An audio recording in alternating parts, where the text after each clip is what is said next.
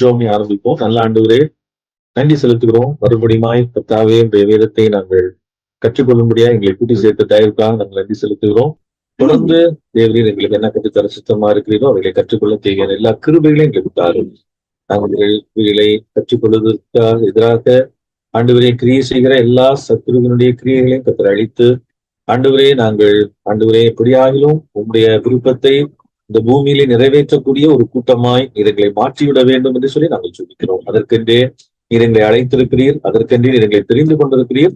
அதை நீர் செய்யும்படியாய் எங்களை நாங்கள் ஒப்புக் கொடுக்கிறோம், அர்ப்பணிக்கிறோம். இதோ நாங்கள் ஆண்டவரே வேதத்தை கேட்கிறவர்களாக அதை அதை படிக்கிறவர்களாக மட்டுமல்ல ஆண்டவரே எங்களுடைய வாழ்க்கையிலே அதன் மூலமாய் தேவனுடைய திட்டத்தை இந்த பூமியில நிறைவேற்ற எல்லா கிருபைகளையும் கத்தர் எங்களுக்கு தந்தரல வேண்டும் என்று நாங்கள் ஜெபிக்கிறோம்.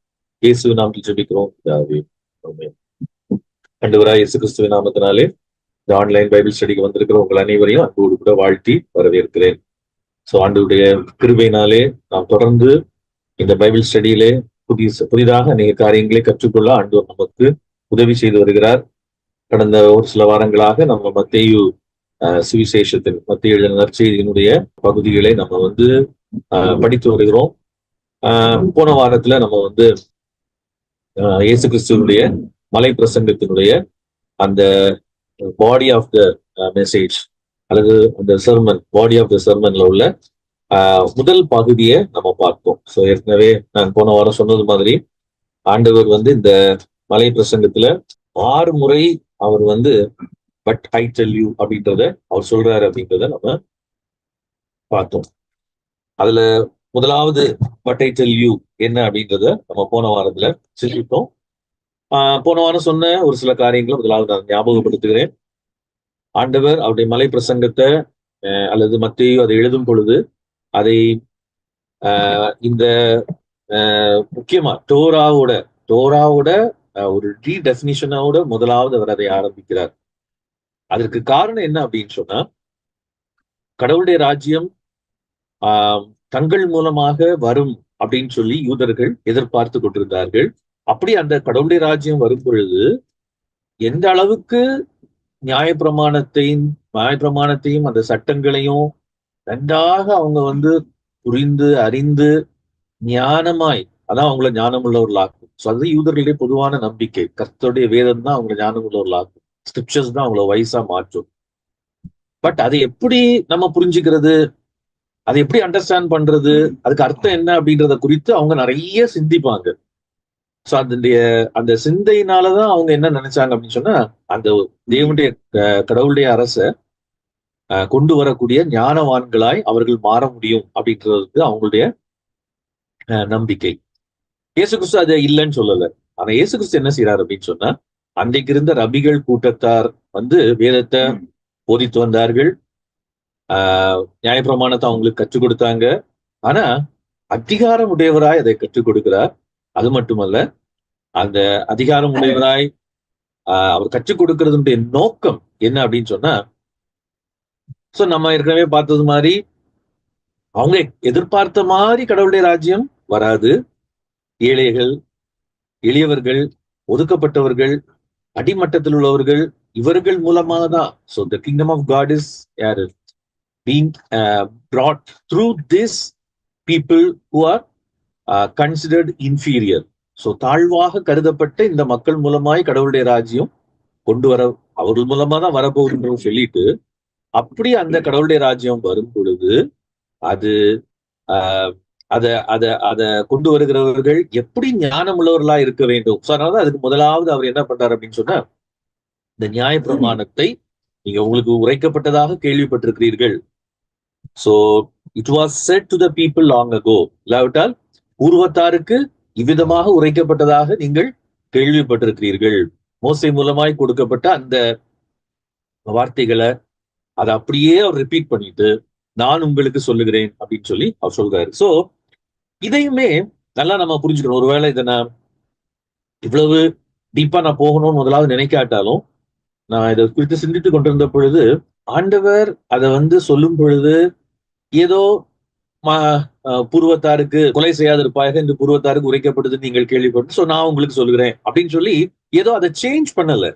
நல்லா கவனிச்சு பாத்தீங்கன்னா, ஹீஸ் நாட் ரீடெஃபினிஷன் அப்படின்னு நம்ம சொல்றோம், but he's not changing the commandment or he's not changing the law. அதனாலதான் அவர் அதுக்கு முன்னாடி கிளியரா சொல்றாரு, நான் நியாய பிரமாணத்தை அழிக்கிறதுக்கல்ல அதை நிறைவேற்றுறதுக்கு வந்தேன் அப்படின்னு சொல்லி. ஆனா அவர் என்ன பண்றாரு அப்படின்னு சொன்னா, ஆக்சுவலா இந்த கிங்டம் எப்படி இருக்கும், கடவுளுடைய ராஜ்யம் அப்படின்றது எப்படி இருக்கும், கடவுளுடைய ராஜ்யம் அப்படின்றது யார் மூலமாக வரும் அப்படின்னா, இந்த ஸ்கிரிப்சர்ஸ கரெக்டா அண்டர்ஸ்டாண்ட் பண்ணி அதனுடைய அடிப்படை அதனுடைய அடிப்படை நோக்கத்தை புரிந்து கொள்ளுகிறவர்கள் மூலமாக வரும். சோ மொத்தத்துல இந்த இந்த பகுதியை நீங்க வாசிச்சு பாத்தீங்க அப்படின்னு சொன்னா, இயேசு கிறிஸ்து அது அப்படியே அந்த ஓல்ட் டெஸ்டமென்ட் ஸ்கிரிப்சர்ஸ்ல இருந்து தான் அவர் அதை டிரைவ் பண்ணி எடுக்கிறாரு. வேத வாக்கியங்களை அடிப்படையாக கொண்டு அவர் எடுக்கிறாரு. இத நம்ம ஏதோ கொலை செய்யாதிருப்பாயாக அப்படின்னு சொல்லி இருக்குது. நான் உங்களுக்கு சொல்றேன், நீங்க நியாயம் இல்லாமல் கோபித்து கொள்ளணும். ஸோ வாட் இஸ் த பேசிக் அல்லது வாட் இஸ் த என்னது ஃபவுண்டேஷன் ஃபார் தட் அப்படின்னு பார்த்தா, ஏன் கொலையை கொண்டு ஆண்டவர் ஈவன் ஒரு சகோதரனை கோவப்படுறதுக்கு, ஒரு சகோதரனை கண்டெம்டா, அதாவது என்ன சொல்றது, தாழ்வா, அவனை ஒரு கீழ்த்தரமா, அவனை அண்டர்மைன் பண்றதுக்கு ஒப்பிடுறாரு அப்படின்னு சொன்னா, பிகாஸ் இந்த கொலை செய்யக்கூடாது அப்படின்ற அந்த கட்டளை இது எங்க இருந்து வருது அப்படின்னு சொல்லி நீங்க நல்லா கவனிச்சு பாத்தீங்க அப்படின்னு சொன்னா, ஏன் கொலை செய்யக்கூடாது மனுஷன், அதுவும் டு நாட் மர்டர் அப்படின்ற அந்த கட்டளை அது மோசையின் நியாயப்பிரமாணத்துல அது ஆரம்பிக்கவில்லை. அது எங்க ஆரம்பிக்குதுன்னு ஆக்சுவலா பாத்தீங்க அப்படின்னு சொன்னா, நான் நினைக்கிறேன் அந்த எல்லாத்தோட அந்த ஸ்கிரிப்சர்ஸோட மொத்த டெரிவேட்டிவ் தான் அந்த ஆண்டவர் சொல்லுகிற இந்த நான் உங்களுக்கு சொல்லுகிறேன் அப்படின்றது. அது எங்க இருந்து ஆரம்பிக்குது அப்படின்னு பாத்தீங்கன்னா, ஆதி ஆகமத்திலே ஆரம்பிக்குது. நமக்கு நல்லா தெரியும், நோவாவோடு கூட ஆண்டவர் உடன்படிக்கை பண்ணும் பொழுதே ஆண்டவர் அங்க சொல்றாரு, என்ன சொல்றாரு அப்படின்னு சொன்னா, ஆதி ஆகமும் 9ஆம் அதிகாரத்தை நீங்க வாசிச்சு பாத்தீங்க அப்படின்னு சொன்னா, அங்கதான் கொலை செய்யக்கூடாது அப்படின்றது அங்க வருது. நான் ஒவ்வொரு மனுஷனுக்கும், முக்கியமா மனிதனுடைய உயிருக்கு நான் கணக்கு கேட்பேன். நான் மனிதனுடைய உயிருக்கு கணக்கு கேட்பேன். ஏன் அப்படின்னா, மனுஷனுடைய உயிரை யாராவது சிந்துனா 9ஆம் அதிகாரம் 6ஆம் வசனத்துல இருக்குது. இங்கிலீஷ்ல வாசிக்கிறேன். whoever sheds the blood of man, by man shall his blood be shed, for in the image of God has God made man. So ஆண்டவர் டைரக்டா எங்க கொண்டு போறாருன்னு பாத்தீங்க அப்படின்னு சொன்னா, ஏதோ மோசை மூலமா கொலை செய்யாதிருப்பாங்கன்னு சொன்னது அது எங்க ரூட் ஆயிருக்கு, வேர் இட் இஸ் ரூட்டட். அந்த ரூட் எங்க இருக்கு அப்படின்னு பாத்தீங்கன்னு சொன்னா, இன் கிரியேஷன்.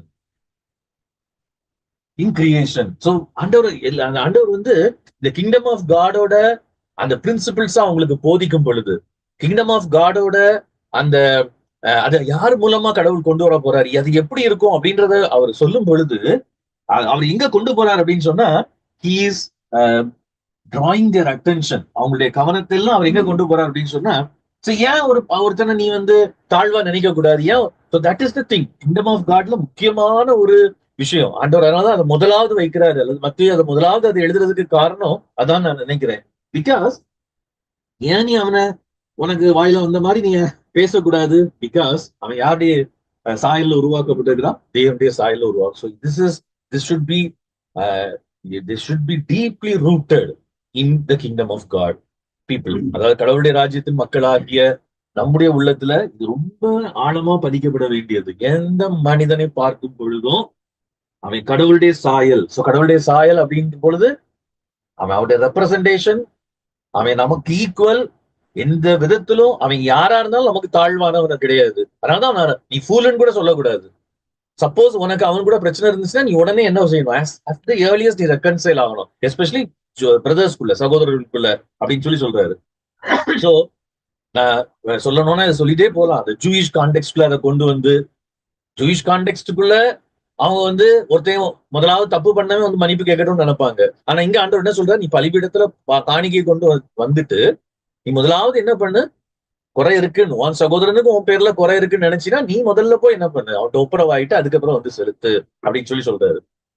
அடுத்து அவர் ஈவன் அந்த ரெக்கன்சிலியேஷன் எவ்வளவு முக்கியம்ன்றத அவர் அங்க சொல்றாரு. அதுக்காக தான் அவர் எதை யூஸ் பண்றாரு அப்படின்னு சொன்னா, ரெக்கன்சிலியேஷன் எவ்வளவு முக்கியம் அப்படின்றத அவங்களுக்கு புரிய வைக்கிறதுக்காக தான் அவர் என்ன சொல்றாரு அப்படின்னு சொன்னா, நீ 25ஆம் வசனத்துல settle matters quickly with your adversary. அதாவது இவங்க என்ன பண்ணுவாங்க அப்படின்னா, ரோமர்கள்ட்ட இவங்களுக்கு அடிக்கடி பிரச்சனை வரும். அப்போ பிரச்சனை வரும் பொழுது இவங்க என்ன பண்ணுவாங்க அப்படின்னு சொன்னா, இவன் என்ன நமக்கு தாழ்ந்தவன் தானே, நான் கடவுளுடைய பிள்ளை, நான் ஒரு யூதன், நான் யாருக்கும் என்னது தாழ்ந்தவன் கிடையாது அப்படின்னு சொல்லி நிப்பாங்க. So is practically bringing it. புரியுதா? ஸோ நான் என்ன சொல்ல வர்றேன்றது உங்களுக்கு புரியும்னு நினைக்கிறேன். அந்த கொலை செய்யாதிருப்பாயாக அப்படின்றது ஒரு வேர்டு தான்.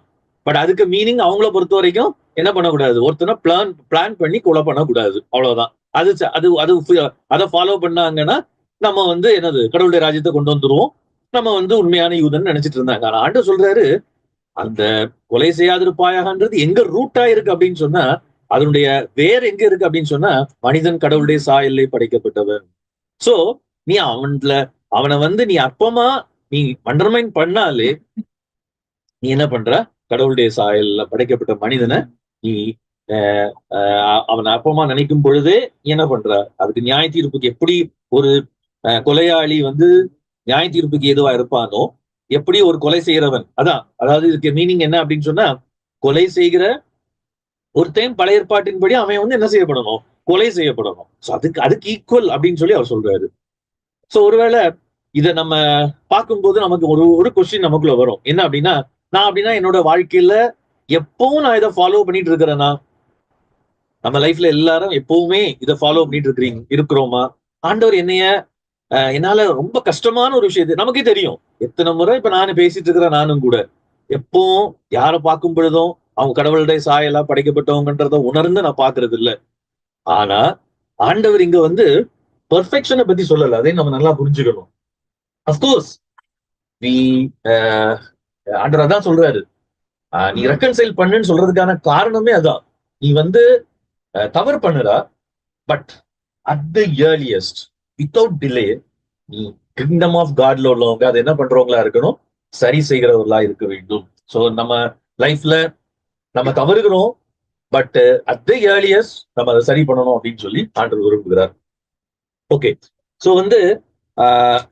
இந்த எல்லா இந்த 6 but I say and you, இந்த 6 பட் ஐ சே அன்டு யூவே என்னது அப்படின்னு சொன்னா, இட் இஸ் ஒரு கேஸ் ஸ்டடி மாதிரி அவர் சொல்றாரு. சோ ஃபர்ஸ்ட்ல மர்டரை பத்தி சொல்றாரு, ரெண்டாவது முக்கியமான அடுத்த பார்ட்டுக்கு நம்ம வருவோம், அது என்ன அப்படின்னு சொன்னா அடல்ட்ரி. சோ நான் இப்ப இதை சொன்னனால உங்களுக்கு இது ஈஸியா புரியும். ஏன் அப்படின்னா ஆண்டவர் பொதுவா 10 கட்டளைகள்ல ஒண்ணு நமக்கு நல்லாவே தெரியும், விபச்சாரம் செய்யாதிருப்பாயாக. அதான் ஆண்டவர் சொல்றாரு, பூர்வத்தாருக்கு உரைக்கப்பட்டது என்று நீங்கள் என்ன பண்ணிருக்கிறீங்க, கேள்விப்பட்டிருக்கிறீர்கள், ஆனால் நான் உங்களுக்கு சொல்லுகிறேன் அப்படின்னு சொல்லி அதனுடைய அதை ரொம்ப ஒரு சீரியஸ்னஸோட அதை அங்க சொல்றதையும் நம்ம அங்க பார்க்கிறோம். பொதுவா யூதர்களை பொறுத்த வரைக்கும் இதுக்கான விளக்கம் என்ன அப்படின்னு சொன்னா, அது விபச்சாரம் செய்யக்கூடாது அப்படின்றதோட அது முடிஞ்சு போயிடும். ஆனா ஆண்டவர் இங்க என்ன பண்றாரு அப்படின்னு சொன்னா, he makes marriage ரொம்ப ஹானரபிளா மாத்துறாரு. பொதுவா யூதர்கள் விபச்சாரத்துல யார பிடிச்சிட்டு வருவாங்க அப்படின்னு சொன்னா கையும் களவுமா நமக்கு நல்லாவே தெரியும். அதெல்லாம் நமக்கு தெரிஞ்ச ஒரு விஷயம். அந்த விபச்சாரத்துல ஈடுபடுகிற அந்த பெண்ணை தான், உமனை தான் என்ன பண்ணுவாங்க அப்படின்னு சொன்னா கையும் களவுமா பிடிச்சிட்டு வருவாங்க. சோ இது யூதர்களுடைய வழக்கம். ஆண்டவர் என்ன எதை சொல்றாரு பாருங்க, நான் உங்களுக்கு சொல்லுகிறேன், ஒரு ஸ்திரீயை, சோ ஹி இஸ் ஸ்பீக்கிங் இந்த என்னது மாஸ்குலின் லாங்குவேஜ், ஒரு ஸ்திரீயை இச்சையோடு பார்க்கிற எவனும் தன் இருதயத்தில் அவளோட விபச்சாரம் செய்தாயிற்று. சோ நீ பொதுவா யூதர்கள் யாரை அக்யூஸ் பண்ணுவாங்க அப்படின்னா விபச்சாரின்னு சொல்லி நமக்கு தெரியும். இயேசு கிறிஸ்து கிட்டே அவங்க யாரதான் கூட்டிட்டு வந்தாங்க, கையும் களவுமாய் விபச்சாரத்துல ஈடுபட்டு இருந்தான்னு ஒருத்தையை கூட்டிட்டு வந்தாங்க. ஆனா அந்த விபச்சாரத்துல ஈடுபட்ட அந்த அவன் எங்க போனா அப்படின்றது நமக்கு தெரியும், அவனை கூட்டிட்டு வரல அவங்க. சோ நார்மலி அவங்களுக்கு என்ன அப்படின்னு சொன்னா அந்த பெண்ணை தான் அவங்க அக்யூஸ் பண்ணுவாங்க. ஆனா ஆண்டவர் இங்க என்ன பண்றா அப்படின்னு சொன்னா, நீ விபச்சாரம் பண்றா இச்சையோடு நீ பார்க்கும்போது, அது மட்டும் கிடையாது, அதோட அவர் முடிக்கல, நல்லா கவனிச்சுக்கோங்க, அதோட அவரு டிவோர்ஸ் விவாகரத்தை குறித்தும் அங்க சொல்றாரு அதுக்கு அடுத்த பார்ட்ல. சோ நம்ம அதை ரெண்டு பகுதியும், அது ஒரு முக்கியமான விஷயம் ஆனதுனால நம்ம அதை கொஞ்சம் கூட நம்ம கேர்ஃபுல்லா பார்க்கலாம். ஒண்ணு என்ன சொல்றாரு அப்படின்னு சொன்னா, நீ நீ இச்சையோடு பார்த்தாலே, நீ இச்சையோடு கூட ஒரு பெண்ணை என்ன செஞ்சா பார்த்தாலே என்னது, நீ உன் இருதயத்தில் விபச்சாரம் செய்தாயிற்று அப்படின்னு சொல்லிட்டு அதுக்கு அதனுடைய தொடர்ச்சியா என்ன சொல்றாரு அப்படின்னு சொன்னா, டிவர்ஸ் எப்போ அவங்களுக்குள்ள ஒரு கேள்வி, கேள்வி இல்லாட்டி என்ன சொல்றது, அவங்களுக்குள்ள ஒரு வழக்கம் அல்லது ஆண்டவர் மோசே மூலமா கூட அதை சொல்லியிருந்தாரு. நீங்க வந்து யாராவது மனைவியை வந்து தள்ளி விடணும்னு நினைச்சா தள்ளுதல் சீட்டை கொடுத்து என்ன பண்ணிடலாம், தள்ளி விட்டுறலாம் அப்படின்னு சொல்லியிருந்தாரு மோசையுடைய இதுல. இப்போ ஆண்டவர் இங்க என்ன சொல்றாரு அப்படின்னு சொன்னா, நீ அப்படி தள்ளணும் அப்படின்னு சொன்னா, நீ என்ன காரணத்துக்காக மட்டும்தான் நீ வந்து தள்ளணும் அப்படின்னு சொன்னா, பட் ஐ டெல் யூ அப்படின்றது அங்க வருது. பட் ஐ டெல் யூ, நீ வந்து மறைத்தல் அன்ஃபெய்த்ஃபுல்னஸ் இல்லாவிட்டால் என்னது, வேசித்தன முகாந்திரத்தினால் ஒழிய வேற எந்த காரணத்துக்காகவும் நீ என்ன செய்ய முடியாது, தள்ளி விட முடியாது. மறைட்டல் அன்ஃபெய்த்ஃபுல்னஸ் தவிர வேற எந்த காரணத்துக்காகவும் நீ என்ன பண்ண முடியாது, தள்ளிவிட முடியாது. அப்படி நீ தள்ளி விட்டீங்கன்னா அவ்வளவு விவாகம் பண்ணுகிறவனும் என்ன செய்கிறவனா இருப்பான், என்னது, அடல்ட்ரி, விபச்சாரம் பண்ணுகிறவன். சோ அகைன் அண்ட் அகைன் ஒரு விஷயத்தை ஆண்டவர் சொல்றாரு, எப்பா அடல்ட்ரி வந்து is not for women but it is for you men. It is for you men. Again ஆண்டவர் அங்கேயும் இதை தான் கொண்டு வராரு. அந்த விமனோட சிக்னிபிகன்ஸ், எவ்வளவு ஆனர் அவங்களுக்கு கொடுக்கணும், எவ்வளவு டிக்னிட்டி அவங்களுக்கு கொடுக்கணும். நமக்கு தெரியும் அன்னைக்கு இருந்த உலகம், எஸ்பெஷலி அந்த ரோமன் வேர்ல்டு வந்து, ரோமன் வேர்ல்டு மட்டுமல்ல எல்லா உலகத்திலயுமே எல்லா இடங்கள்லயுமே விமனை வந்து ஆப்ஜெக்டிஃபை பண்ணி கொண்டிருந்த ஒரு காலம், அவங்கள ஒரு பொருளா பார்த்து கொண்டிருந்த ஒரு காலம். அதனாலதான் ஆண்டவர் இங்க எதை இம்பார்ட்டன்ஸ் கொடுத்து சொல்றாரு அப்படின்னு சொன்னா, இச்சையோடு பார்க்கிற எவனும். சோ எங்க பிரச்சனை ஆரம்பிக்குது அப்படின்னு சொன்னா, when you என்னது லுக். சோ இத வந்து நான் என்ன நினைக்கிறேன் அப்படின்னு சொன்னா, இண்டிவிஜுவலா நார்மலா வரக்கூடிய ஒரு செக்ஷுவல் உணர்வை ஆண்டவர் இங்க சொல்லல. ஆண்டவர் இங்க எதை மீன் பண்றாரு அப்படின்னு சொல்லி நான் நினைக்கிறேன் அப்படின்னு சொன்னா, அவங்கள பொறுத்த வரைக்கும் அந்த ஆக்ட பண்ணாதான் விபச்சாரம் அப்படின்ற அந்த செயலை, அந்த ஆக்ட பண்ணாதான் அது விபச்சாரம்.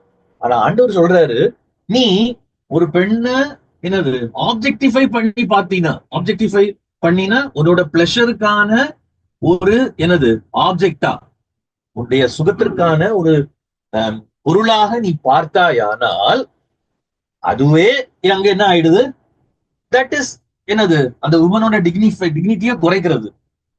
ஸோ கிங்டம் ஆஃப் காட்ல இட் இஸ் என்னது அது. அதுக்கப்புறம் அதுக்கு விளைவு என்னன்றதை நான் உங்களுக்கு சொல்றேன். So women should be respected. So இததான் நம்ம இன்னைக்கு உலகத்துல இன்னைக்கு பெரிய பிரச்சனையா இருக்கிறது, இந்த ப்ராப்ளம். இன்னைக்கு பாலுறவு சம்பந்தப்பட்ட காரியங்களை நிறைய நம்ம கேள்விப்படுறோம். நம்ம பிள்ளைங்களுக்கு, நம்ம யூத்துக்கு, நம்ம சில்ட்ரனுக்கு ஸ்கூல் லெவல்லே டீச் பண்ண வேண்டிய முக்கியமான ஒரு விஷயம் என்ன அப்படின்னு சொன்னா, இதை இன்னைக்கு எல்லாருமே சொல்றாங்க. பட் நான் இதை எதுக்காக என்ன சொல்ல விரும்புறேன்னா, it came from the Bible, it came from the sermon on the mount. Women ஆப்ஜெக்டா பார்க்க கூடாதுன்னு உங்க பிள்ளைங்களுக்கு சொல்லிக் கொடுங்கன்னு எல்லாரும் இன்னைக்கு பேசுறாங்க. ஸ்கூல்ஸ்ல சொல்லிக் கொடுங்கன்னு சொல்றாங்க. பட் ஜீசஸ் கிரைஸ்ட் தான் முதலாவது சொல்லிக் கொடுக்குறாரு. So you should treat her with dignity. அப்படின்னா என்ன அர்த்தம், நீ வந்து கல்யாணம் முடிஞ்சதுக்கு அப்புறம், அப்கோர்ஸ் அடல்ட்ரின்றது அதான் மீனிங். கல்யாணம் முடிஞ்சதுக்கு அப்புறம் நீ யாரையுமே என்ன பண்ண முடியாது, ஆப்ஜெக்ட் பிளஷருக்கான ஆப்ஜெக்டா நீ பார்க்க முடியாது. அத அவர் என்ன பண்ணிடுறாரு, பேன் பண்ணிடுறாரு. மரைட்டல் அன்ஃபெய்த்ஃபுல்னஸ் தவிர வேற எந்த காரணத்துக்காகவும் டைவர்ஸும் கொடுக்க கூடாது, டைவர்ஸே பண்ணக்கூடாது. அதான் ஆண்டோடைய ஜென்ரல் இது, பண்ணக்கூடாது. அப்படின்னா what he comes to say, எதை சொல்ல வர்றாரு அப்படின்னு சொன்னா, வேற யாரையும் நீ உன் ஒய்ஃபை தவிர வேற யாரையும் நீ பிளஷரோட ஆப்ஜெக்டா நீ என்ன செய்யக்கூடாது, அதான் இச்சையோடு பார்க்கிற எவனும். அதையும் சொல்லிட்டு டைவர்ஸும் பண்ணக்கூடாது. அப்படிதான் என்ன செய்யணும், வெதர் அது அங்கதான் அவர் என்ன பண்ணார் அப்படின்னு சொன்னா, மேரேஜ வந்து எதா அவர் வந்து எஸ்டாப்ளிஷ் பண்றாரு அப்படின்னு சொன்னா, it is a commitment between, என்ன commitment, life long commitment between a man and a Woman.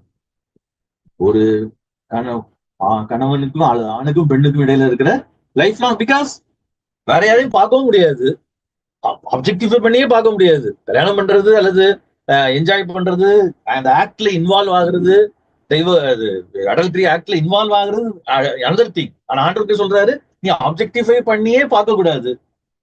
Because she has dignity, நீ அவளை ரெஸ்பெக்ட் பண்ணணும். வேற யாரையும் கல்யாணமும் பண்ண முடியாது நீ தள்ளி விட்டுட்டு. அப்படின்னா நீ அகைன் நீ வில் பிகம் an adulterer. அப்படின்னா நீ என்ன செய்ய முடியும்? ஒன்லி ஆப்ஷன் உனக்கு என்னது? ஸோ கிங்டம் ஆஃப் எப்படி இந்த எப்படி மேரேஜ் வந்து இன்னைக்கு இருக்கிற ஒருவனுக்கு ஒருத்தி இந்த கான்செப்ட்லாம் நீங்க டிரைவ் ஆகி வந்துச்சுன்னு சொல்லி பாத்தீங்கன்னா, நம்ம சர்வநாந்த மவுண்ட பொதுவா நமக்கு தெரிஞ்சதெல்லாம் என்னதுதான்? ஒருத்தன் ஒரு கன்னத்தை அறைந்தால் இன்னொரு கன்னத்தை காட்டி கொடுதான் சர்வநாந்த மவுண்ட் நம்ம நினைப்போம். பட் இன்னைக்கு ஈவன் டோக்கியன் அப்படின்ற பெரிய ஹிஸ்டாரியன் சொல்லுவாரு, அமெரிக்கா ஏன் டெவலப் ஆச்சு அப்படின்னு சொல்ற ஒரு கேள்விக்கு அவர் சொல்ற பதில் என்ன அப்படின்னு சொன்னா, because of the empowerment of the women there. ஏன்னா பைபிள் அவங்களுக்கு என்ன ஏன்னா எல்லாமே அப்படிதான் இருந்தாங்க. நம்ம யாரு ரோமன் வேர்ல்ட மட்டும் சொல்றதுக்கு இல்ல, ஈவன் பிரிட்டன்ல உள்ளவங்க, யூரோப்ல உள்ளவங்க எல்லாருக்குமே ஹியூமன் நேச்சர் அதுதானே இல்லையா? ஹியூமன் நேச்சர் மேன் வந்து ஸ்ட்ராங், செக்ஷுவலி ஸ்ட்ராங் அல்லது பிசிக்கலி ஸ்ட்ராங். ஸோ என்னது விமனை ஆப்ஜெக்டிஃபை பண்றது தொன்று தொட்டு மனிதன் பாவத்துல விழுந்ததுல இருந்தே இருந்த ஒரு விஷயம் தான். அதுக்கு நம்ம பைபிள்ல உள்ள பழைய ஏற்பாட்டுல உள்ள பெரிய ஹீரோஸ் கூட அதுக்கு விதிவிலக்கு அல்ல. அது நமக்கு நல்லாவே தெரியும். They are also not exempted. So அப்போ அப்படிப்பட்ட ஒரு உலகத்துல, அப்படிப்பட்ட ஒரு வேர்ல்ட் வியூல கடவுள் ஆண்டவர் என்ன சொல்றாரு அப்படின்னு சொன்னா, இந்த மேன் அண்ட் விமனுக்கு இடையில இருக்கிற இந்த பாண்ட் அப்படின்றது வந்து it is very very important. So இங்க ஆண்டவர் வந்து இந்த அடல்ட்ரியும் டிவோர்ஸையும் பத்தி பேசுற இடத்துல அவர் மேரேஜே ரீடிஃபைன் பண்றாரு. யூதர்களுக்கு கூட அப்படிப்பட்ட ஒரு வழக்கம் கிடையாது. அவங்களுக்கு என்னது, ஸோ டைவர்ஸ் பண்ணிட்டு நான் என்ன பண்ணிக்கலாம் இன்னொரு ஆளை. ஸோ அப்படிதான் அன்னைக்கு இருந்த பரிசேயர்கள், அன்னைக்கு இருந்த ரபிகள் போதித்து கொண்டிருந்தார்கள். அதை நிறைய பேர் ஃபாலோ பண்ணிட்டு இருந்தாங்க அப்கோர்ஸ். ஆனா ஆண்டவருக்கு தெளிவா இதை சொல்றாரு. ஸோ இதை எங்க கொண்டு போறாரு அப்படின்னு சொன்னா, இன்னொரு இடத்துல நம்ம அதான் பார்ப்போம். என்ன பார்ப்போம் அப்படின்னா, அவங்கள்ட்ட வந்து கேட்பாங்க, மனைவியை வந்து விவாகரத்து பண்ணலாமா அப்படின்னு சொல்லி. ஆண்டவர் சொல்லுவார், ஏன்னா மோசே சொல்லியிருக்காரு கழுதர சீட்டை கொடுத்து சொல்லலாம் அப்படின்னு சொல்லி. ஆண்டவர் அதே பதில சொல்லிட்டு என்ன சொல்லுவார் அப்படின்னு சொன்னா, மோசே அதை கொடுத்ததுக்கு காரணமே என்ன அப்படின்னு சொல்லுவாருன்னா, உங்கள் இருதய கடினத்து நிமித்தம் தேவன் அப்படி கொடுத்தார். It was not like that from the beginning. ஆதி முதலாய் அப்படி இருக்கவில்லை, ஃப்ரம் த பிகினிங். ஸோ ஆண்டவர் வந்து திரும்பவும் அகைன் இதை அந்த பாட்டுக்கு வராட்டாலும் என்ன கொண்டு வரார் அப்படின்னு சொன்னா, இந்த மலை பிரசங்கத்துல கிங்டம் ஆஃப் காட் அப்படின்னு அவர் கொடுக்குற அந்த பிரின்சிபிள்ஸ், கிங்டம் ஆஃப் காடுக்கு அவர் கொடுக்குற அந்த டீச்சிங்ஸ் என்னது எதை கொண்டு போகுது அப்படின்னு எங்க கொண்டு போகுது அப்படின்னு சொன்னா, it takes back to the ஆதி முதலாய். எப்போ கிரியேஷன் அப்போ ஆடமுக்கு ஒரு ஈவு தான். ஆண்டவர் வந்து நினைச்சிருந்தா ஆடமுக்கு 10-15 ஈவை என்ன பண்ணிருக்கலாம். ஒரு ரிப் எடுத்தது கூட 12 ரிப் இருக்கு. அப்கோர்ஸ் ரிப் எடுத்தாரா அப்படின்றது அவருடைய சைட்ல தான் எடுத்தாரு அப்படின்லாம் நமக்கு தெரியும். பட் நான் சொல்றேன் 12 ரிப் இருந்திருக்கு. 12 பேரையாவது என்ன பண்ணிருக்கலாம், அவர் வந்து கொடுத்திருக்கலாம். பட் ஹி கேவ் ஒன்லி என்னது ஈவ். ஆதி முதலாய் அப்படி இருக்கவில்லை. நீ இன்னொரு ஆளை நீ என்ன பண்ண முடியாது, உன்னுடைய பிளஷருக்காக இன்னொரு ஆள்கிட்ட போகவும் முடியாது. அதே நேரத்துல நீ என்னவும் பண்ண முடியாது. நீ யாரு கூட கமிட்மெண்ட் பண்ணியிருக்கிறியோ அவங்கள விட்டு நீ என்ன பண்ண கூடாது, விலகவும் பிரியவும் கூடாது. ஸோ மேரேஜ் வந்து ரீடிஃபைன்ஸ் ஹியர். ஸோ மொத்தத்துல ஆண்டவர் என்ன சொல்ல வர்றாரு அப்படின்னா, கிங்டம் ஆஃப் காட் அப்படின்னா இன்னைக்கு நம்மளை பொறுத்த வரைக்கும் நிறைய நேரம் என்ன நினைக்கிறோம் அப்படின்னு சொன்னா, அது எப்ப பார்த்தாலும் நம்ம லைஃப்ல மிராக்கிள்ஸை என்ஜாய் பண்றதா ஒன்னா இருக்கணும்னு நினைக்கிறோம். இல்லாவிட்டால் அது வந்து ஒரு எப்படிப்பட்ட லைஃபா இருக்கணும்னு நினைக்கிறோம் அப்படின்னு சொன்னா, எப்பவும் பார்த்தாலும் இன்னைக்கு வந்து காமனா இருக்கிற ஒரு விஷயம் இந்த பிளாட்டோனிக் வியூ, அதாவது அப்படியே பரவசமான ஒரு நிலைமையில இருக்கிறது அப்படின்னு நம்ம நினைக்கிறோம். பட் ஆண்டவர் என்ன சொல்றாருன்னா, kingdom of God it is very practical. It is very practical. மற்றவங்களை உன் கடவுளுடைய இமேஜா பாக்குறது, உன் சகோதரனை நீ வந்து கோபித்துக் கொள்ளாமல் இருக்கிறது, உன்னை வந்து உன்னோட ஃபேமிலி லைஃப்ல உனக்கு உன்னுடைய மனைவியோடு கூட தவிர வேற யாரையும் நீ என்ன பண்ணக்கூடாது, ஆப்ஜெக்டிஃபை பண்ணி கூட நீ பார்க்க கூடாது. ஸோ விச் மீன்ஸ் அந்த ஸ்டாண்டர்ட் அவர் வந்து ரைஸ் பண்றாரு ஒரு பக்கம். பட் அந்த ஸ்டாண்டர்ட் ரைஸ் பண்றது ஏதோ நம்ம வந்து எட்ட முடியாத ஒரு ஸ்டாண்டர்ட் அவர் வச்சு நம்மள என்ன பண்றதுக்கு, நம்மள கில்ட்டி ஆக்குறதுக்காக கிடையாது. அதையும் நம்ம நல்லா புரிஞ்சுக்கணும். ஸோ மத்தியுடைய நற்செய்தியில இந்த மலை பிரசங்கத்துடைய நோக்கம் என்ன அப்படின்னு சொன்னா, this is how God wants his kingdom to be. அவருடைய ராஜ்யம் இப்படிதான் இருக்கணும்னு சொல்லி விரும்புகிறார். ஸோ அதனாலதான் இன்னைக்கு வந்து மேபி நீங்க நல்லா கவனிச்சு பாத்தீங்கன்னா, இன்னைக்கு மேரேஜ் வந்து கிட்டத்தட்ட வேர்ல்ட்ல உள்ள எல்லா கண்ட்ரீஸ்லயும் எல்லா நேஷன்ஸ்லயும், அது வந்து ஈவன் நம்ம நாட்டுல கூட ஒருவனுக்கு ஒருத்தி இதெல்லாம் வந்து என்ன ஆயிருக்குது, ரீடிஃபைன்ட் ஆயிருக்குது. But it was not so. ஒரு 50 வருஷத்துக்கு முன்னாடி 100 வருஷத்துக்கு முன்னாடி நம்ம நாட்டிலேயே அந்த மாதிரி ஒண்ணு கிடையாது. சரி. சோ இப்போ ரெண்டு விஷயங்களை நம்ம பார்த்திருக்கோம். ஒண்ணு மர்டர், இன்னொன்னு வந்து அடல்ட்ரி, அப்புறம் டிவோர்ஸ். ஸோ இந்த 3 காரியங்களையும் நம்ம வந்து பார்த்திருக்கிறோம். இப்போ நான் இதுல வந்து ஒரு ஒரு ஒரு விஷயத்த நான் சொல்ல, ஏன்னா நமக்குள்ள நிறைய கொஸ்டின் வரும். என்ன கொஸ்டின் அப்படின்னு சொன்னா, இந்த ரெண்டையுமே ஆண்டவர் சொல்லும் பொழுது, மர்டரை பத்தியும் சொல்லும் பொழுதும் அடல்ட்ரியை பத்தி சொல்லும் பொழுதும் அவர் வந்து அது வந்து ரொம்ப சீரியஸா சொல்றாரு. அதை நல்லா கவனிச்சுக்கோங்க. அது வந்து ரொம்ப சீரியஸா சொல்றாரு. எவ்வளவு சீரியஸா சொல்றாரு அப்படின்னு சொன்னா, தன் சகோதரனை நியாயமில்லாமல் கோபித்துக் கொள்ளுகிறவன் அவன் நியாய தீர்ப்புக்கு பாத்திரவனா இருப்பான். அடுத்தது மூடனை என்று சொல்லுகிறவன் சான்ஹெட்ரினுக்கு. சோ அது அவங்களுடைய வியூ. ஒருத்தன் வந்து தப்பு பண்றான் அல்லது அவன் வந்து மர்டர் பண்றான் அப்படின்னா அவங்க அங்கதான் கூட்டிட்டு போய் அவங்களை என்ன பண்ணுவாங்க, விசாரிப்பாங்க, அவங்களுக்கு வந்து தீர்ப்பு சொல்லுவாங்க. அதோட அவரை அதோட முடிக்கல. அடுத்து அவர் என்ன சொல்றாரு அப்படின்னு சொன்னா, மூடனே என்று சொல்லுகிறவன் எதுக்கு பாத்திரவானா இருப்பான், நரகத்துக்கு பாத்திரவனா இருப்பான். நிறைய நேரம் நமக்கு இந்த ஹெல் அப்படின்றது மேபி ஒரு பெரிய கொஸ்டினா இருக்கும். அது என்ன ஹெல் ஃபயர் அப்படின்றது.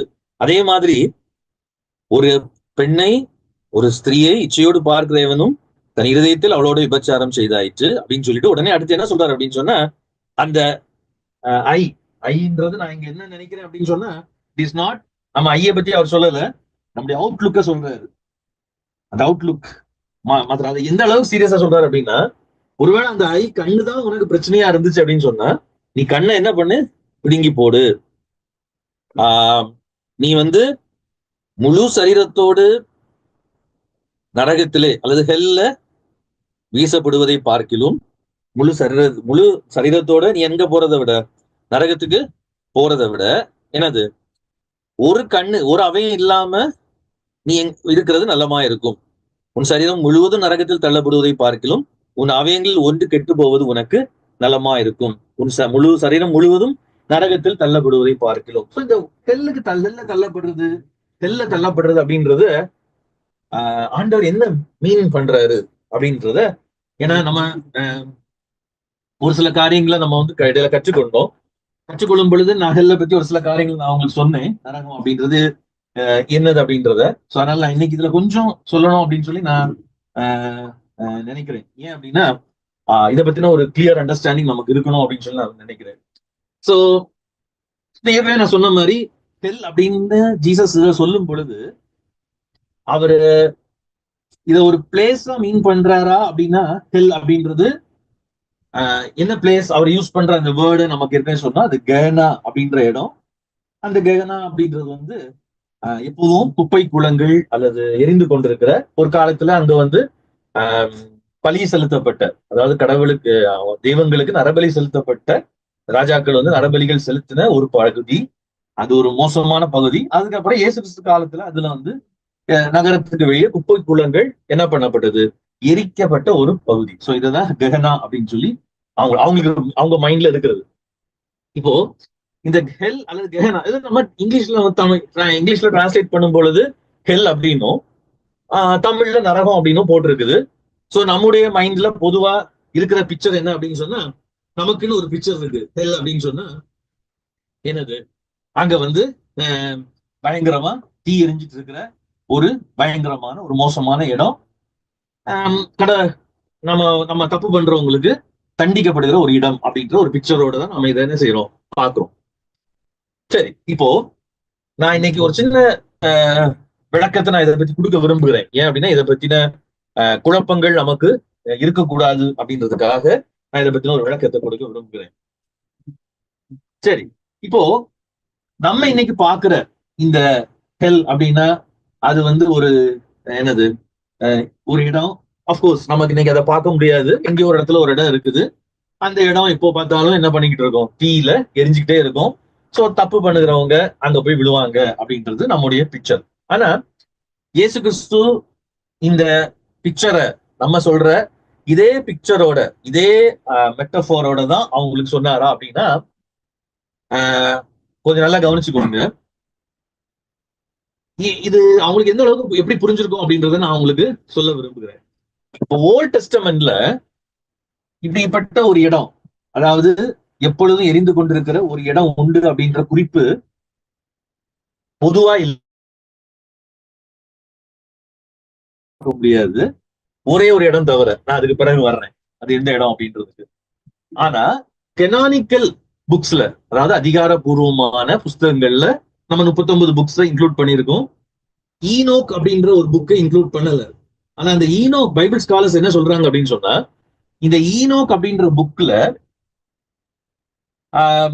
இப்படிப்பட்ட ஒரு எரிந்து கொண்டிருக்கிற ஒரு இடத்தை அங்க சொல்லப்பட்டிருக்கிறது அப்படின்னு சொல்லி சொல்றாங்க. எரிந்து கொண்டிருக்கிற ஒரு இடம் சொல்லப்பட்டிருக்கிறது அப்படின்னு சொல்லி சொல்றாங்க. சோ ஈனோக் ஈனோக் அப்படின்ற புக் மேபி அது நம்முடைய இதுல இன்க்ளூட் பண்ணப்படவில்லை. கெனான்ல அது இன்க்ளூட் பண்ணப்படவில்லை.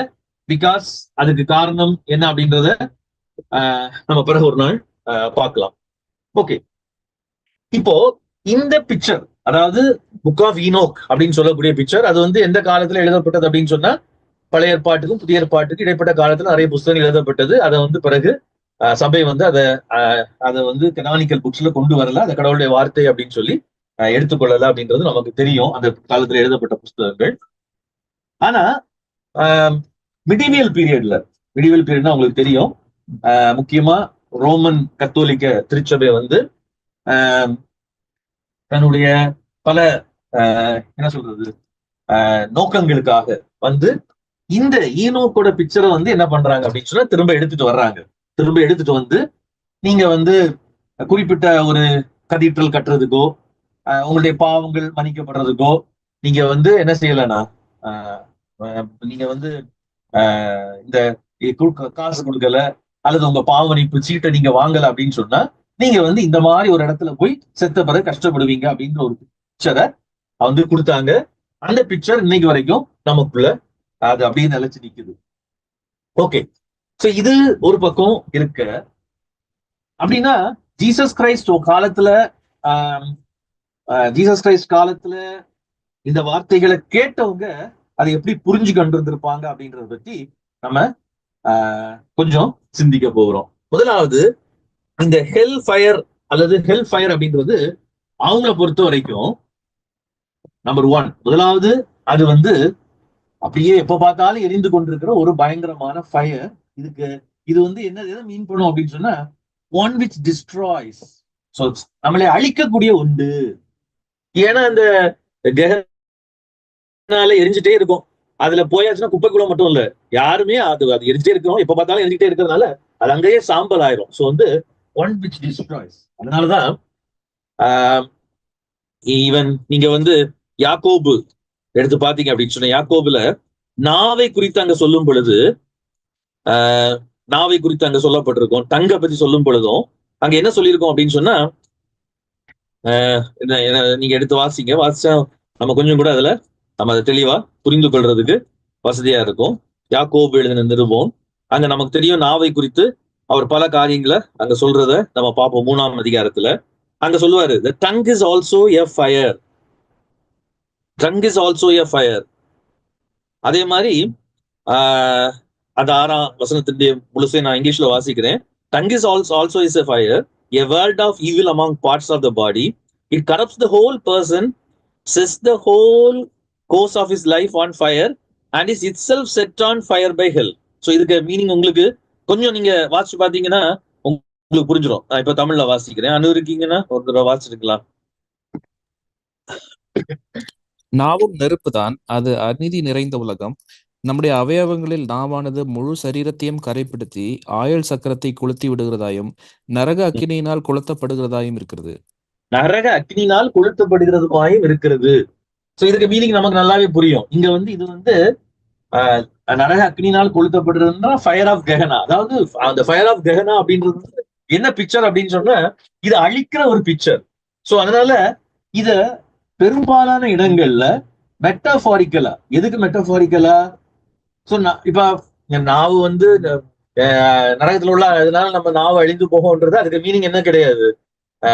நரகத்துல நம்ம நாக்கு அழிந்து போகும் அல்லது எரிந்து போகும் அப்படின்ற மீனிங் கிடையாது. அதனுடைய அர்த்தம் என்ன அப்படின்னு சொன்னா, நம்ம நாவே நம்ம லைஃபை என்ன பண்ண முடியும், அழிக்க முடியும்.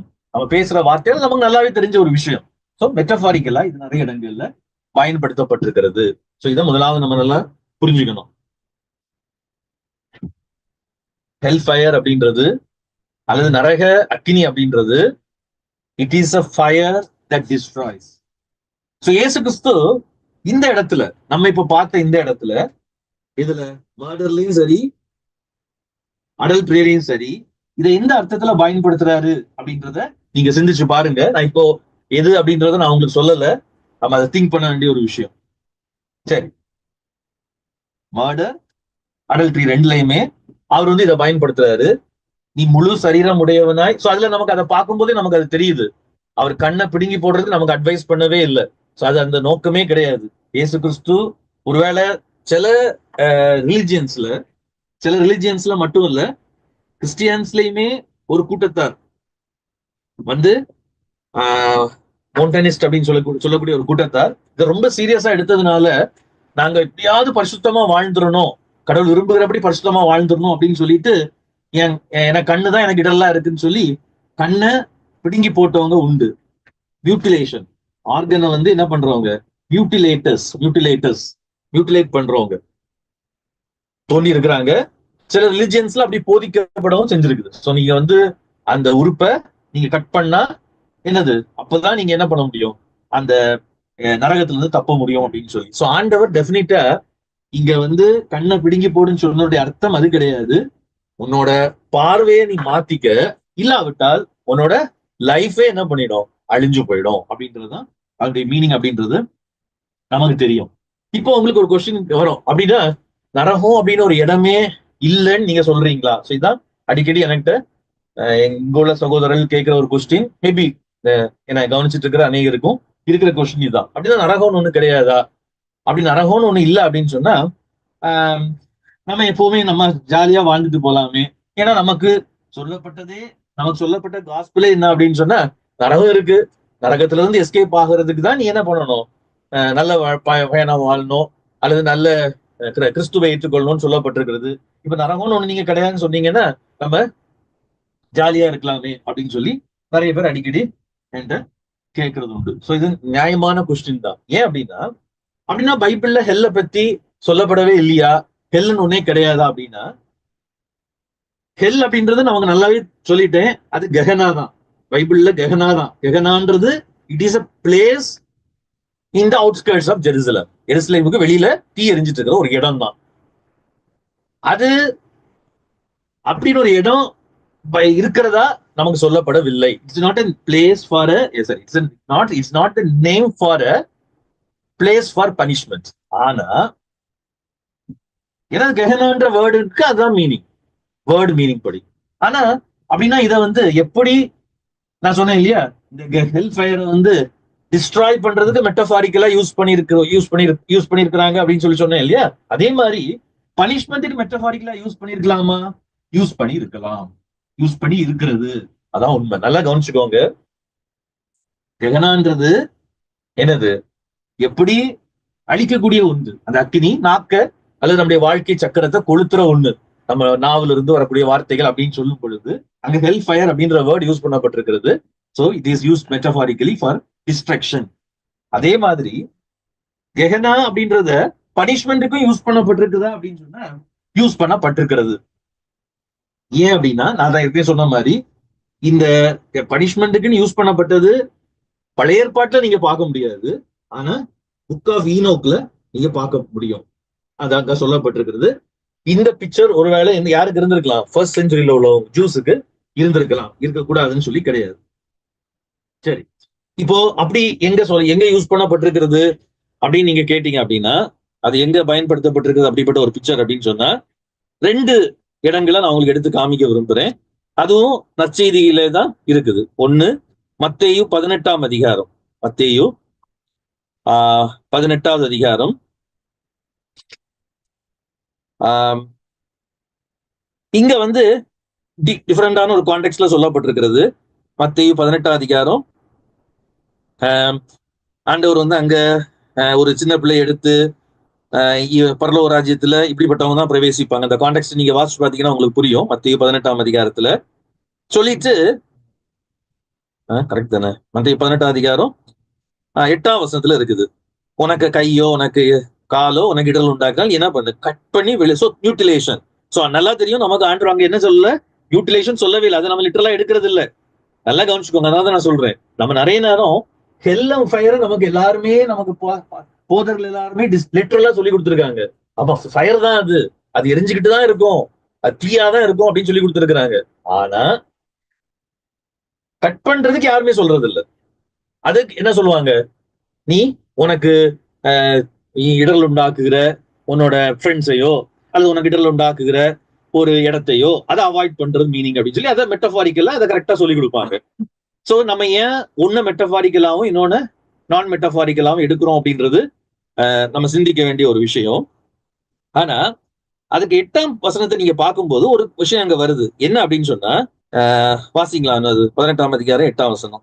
உன் கையாவது உன் காலாவது உனக்கு இடரல் உண்டாக்கினால் அதை தரித்து எறிந்து போடு. நீ 2 கையுடையவனாய் அல்லது 2 காலுடையவனாய் நித்திய அக்கினியிலே தள்ளப்படுவதை பார்க்கலாம் சப்பானியாய் அல்லது ஊனனாய் நித்திய ஜீவனுக்குள் பிரவேசிப்பது உனக்கு நலமாயிருக்கும். உன் கண் உனக்கு இடரல் உண்டாக்கினால் அதை பிடுங்கி எறிந்து போடு. 2 கண்ணுடையவனாய் எரிநரகத்தில் தள்ளப்படுவதை பார்க்கலாம் ஒற்றை கண்ணனாய் ஜீவனுக்குள் பிரவேசிப்பது உனக்கு நலமாயிருக்கும். ஓகே. சோ அப்போ இங்க ஆண்டவர் ரெண்டு இதை கொடுக்குறாரு. ஒண்ணு வந்து அப்கோர்ஸ் கண்டிப்பா இது வந்து கண்ணை பிடுங்கி போடணும், என்னது காலை வெட்டி போடணும் மீனிங்ல அந்த அர்த்தத்துல ஆண்டவர் சொல்லலன்றது நமக்கு நல்லா தெரியும். ஆனா ஒன்ன சொல்றாரு, நீ லைஃபுக்குள்ள போகணும் அப்படின்னு சொன்னா நீ வந்து என்ன பண்ணணும், உனக்கு இடல் உண்டாக்குகிற. அப்கோர்ஸ் இது வந்து ஒரு வித்தியாசமான கான்டெக்ட். இது யாரை குறித்து சொல்றாரு அப்படின்னு சொன்னா, யாரை குறித்து சொல்றாரு அப்படின்னு சொன்னா பரலோக ராஜ்யத்துல பிரவேசிக்கிற சிறு பிள்ளைகளை தடுக்கிறவர்களை குறித்து சொல்லுகிறார். அதை நம்ம நல்லா புரிஞ்சுக்கணும். அந்த பகுதி இங்க ஃபுல்லா வாட்ச் பாத்தீங்கன்னா, சிறு பிள்ளைகள் பரலோக ராஜ்யத்துக்குள்ளாக நுழைய முடியாம, அது சிறு பிள்ளைகளை போன்றவர்கள் பரலோக ராஜ்யத்துக்குள்ள நுழைய முடியாம, பரலோக ராஜ்யம் நாம ஏற்கனவே பார்த்துட்டு இருக்க மாதிரி அந்த கிங்டத்துக்குள்ள நுழைய முடியாம என்ன பண்றது, தடுக்குகிற, அவங்களுக்கு இடல் உண்டாக்குகிற கூட்டத்தாரை குறித்து சொல்லிட்டு இருக்காரு. இதை யார மீன் பண்றாருன்றது நமக்கு நல்லாவே இந்த பகுதியை வாசிக்கும் போது புரியும். யார் அப்படின்னு சொன்னா புறையினத்தார். புறையினத்தார் இல்லாவிட்டால் கடவுளுடைய ராஜ்யத்தை சிறு பிள்ளையை போல ஏற்றுக்கொள்ளுகிற எனது அற்பமானவர்களை வரக்கூடாது என்று தடுக்கிற கூட்டத்தை தான் ஆண்டவர் சொல்றாரு. நல்லா புரிஞ்சுக்கணும். அந்த கான்டெக்ட் நம்ம நல்லா புரிஞ்சுக்கணும். அதனாலதான் அதுக்கு அடுத்தது உடனே அவர் என்ன பண்றாரு அப்படின்னு சொன்னா, அந்த காணாமற் போன ஆடுக்கான அந்த 18ஆம் அதிகாரத்துல அடுத்து அங்கதான் வருது. சோ அகைன் திரும்பவும் இங்க எதை பத்தி வருது அப்படின்னு சொன்னா, அந்த சிறுவர்கள் அவங்க அற்பமா நினைக்கிறாங்க. கடவுளுடைய ராஜ்யத்துக்கு இவங்க எல்லாம் லாய்க்கு கிடையாது, இவங்க எல்லாம் ஒர்த்து கிடையாது. நம்ம மலை பிரசங்கத்துக்கு இன்ட்ரோடக்ஷன்ல பார்த்த அதே தான். ராஜ்யத்துல யார் இருப்பா? பெரிய பெரிய ஆட்கள், பெரிய பணக்காரர்கள், பெரிய அறிவாளிகள், நியாயப்பிரமாணத்தை நன்றாக தெரிந்தவர்கள். இவங்க எல்லாம் எங்க இருப்பாங்க? பரலோக ராஜ்யத்துக்குள்ள, அந்த ராஜ்யத்துக்குள்ள இருப்பாங்க அப்படின்றது அவங்களுடைய எண்ணம். சோ ஆண்டவர் என்ன சொல்றாரு அப்படின்னு சொன்னா, இந்த சிறியார்கள் அவங்க வருவாங்க அதுக்குள்ள. ஆனா சிறியார்களை தடுக்கிறவங்களை அவங்கதான் இடல் உண்டாக்குறவங்க. அவங்க முதல்ல என்ன சொல்றாரு, அப்படி இடல் உண்டாக்குறவங்கள ஒரு இயந்திர கல்ல கட்டி, இல்லையா? 5ஆம் வசனத்துல அப்படிதான் சொல்றாரு. இயந்திர கல்ல கட்டி அவங்கள வந்து கடலின் ஆழத்துல போட்டா நல்லா இருக்கும் அப்படின்னு சொல்லி சொல்றாரு. So what he means is, இங்க எதை மீன் பண்றாருன்றது நமக்கு நல்லாவே தெரியும். இடலா இருக்கிற கடவுளுடைய ராஜ்யம் உண்மையிலே வர்றதுக்கு, கடவுளுடைய ராஜ்யத்துக்குள்ள உண்மையிலே நுழைய வேண்டியவர்கள் நுழைய முடியாமல், அது எல்லாருக்கும் உரியது. அது யூதர்களுக்கு உரியது மட்டும் கிடையாது. It is for all the people, all the Nations, all the groups, juice and Gentiles எல்லாருக்கும். அதை தடுக்கிறவங்களை குறித்து சொல்றாரு. அவங்க வந்து என்னது அழிந்து போனால் நலமா இருக்கும்னு சொல்லும் பொழுது ஒரு விஷயம் நமக்கு இங்க ஒண்ணு தெரிய வருது. என்ன அப்படின்னு சொன்னா, ஒண்ணு லைஃபுக்கா சொல்றாரு, ஜீவனுக்குள்ள போறது. இன்னொன்னு இட்டர்னல் ஃபயருக்குள்ள போறது. இட்டர்னல் ஃபயருக்குள்ள போறது. சோ இன்னும் தெளிவா நம்ம இந்த இட்டர்னல் ஃபயர் ஆண்டவர் சொல்லும் பொழுது எதை மீன் பண்ணிருக்காருன்றத நான் எதுக்காக சொல்றேன் அப்படின்னு சொன்னா, பனிஷ்மெண்ட்டுக்கு மெட்டஃபாரா நம்ம இதை யூஸ் பண்ணிக்கலாமா, இதை பயன்படுத்திக்கலாமா அப்படின்றதுக்கு, பயன்படுத்தி இருக்கப்படலாமோ அப்படின்றதுக்கு நான் சொல்றேன். அதுக்கு நீங்க பாத்தீங்க அப்படின்னு சொன்னா, மார்க்கு 9ஆம் அதிகாரத்துக்கு நீங்க போனீங்க அப்படின்னு சொன்னா அது நமக்கு கொஞ்சம் கூட தெளிவா புரியும். ஏன் அப்படின்னா, அங்க ஆண்டவர் ஒரு இதே காரியம் தான் அங்கேயும் சொல்லப்பட்டிருக்கிறது. மார்க் 9 42 to 47, 42ல இருந்து 47 இதே காரியம் தான் அங்க சொல்லப்பட்டிருக்கிறது கிட்டத்தட்ட. ஆனா அங்க ஒரு ஒரு வாக்கியம் கூட அங்க ஆட் பண்ணப்படுது. சோ சோ இதை எதுக்காக நான் இந்த வசனங்கள்லாம் எடுத்து காமிக்கிறேன் அப்படின்னா, அவங்களுக்குள்ள ஒரு ஒரு எண்ணம் அல்லது அவங்களுக்குள்ள ஒரு கருத்து, ஒரு கான்செப்ட் அவங்களுக்குள்ள இருந்திருக்கு. என்ன அப்படின்னு சொன்னா,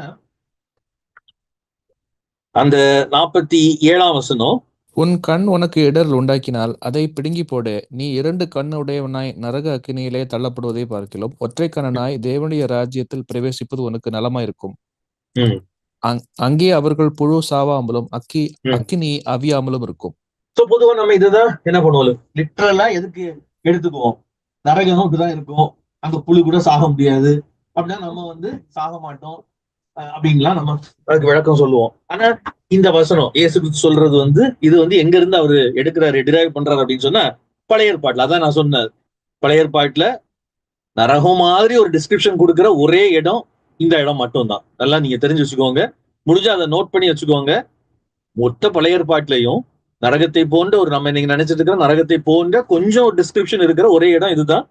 இது ஏசாயா 66ஆவது அதிகாரம். ஏசாயா கடைசி அதிகாரம், கடைசி வசனம், 66ஆம் அதிகாரம் 24வது வசனம். அது எதை காமிக்குது அப்படின்னு பாத்தீங்க அப்படின்னு சொன்னா, ஏசாயா 66ஆவது அதிகாரம் 24வது வசனம்.